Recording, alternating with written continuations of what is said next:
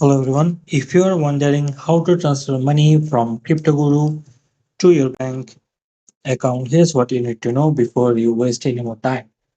So, Cryptoguru is not a real trading, so you can't. That's the end of this video. Anyway, I'm just kidding. There's more to it. So, Cryptoguru is not a real trading platform. It's a fraudulent simulator that displays fake profits. And to lead you in, many users report being locked out when trying to withdraw.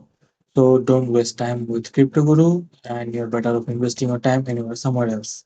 The app operates as a trading simulator, meaning all balances shown are virtual.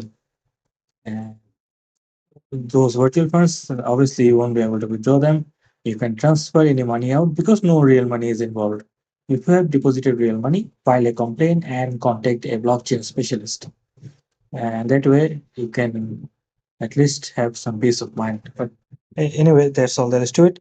You can transfer money from CryptoGuru. There is no way to do it because that is obviously a fake thing.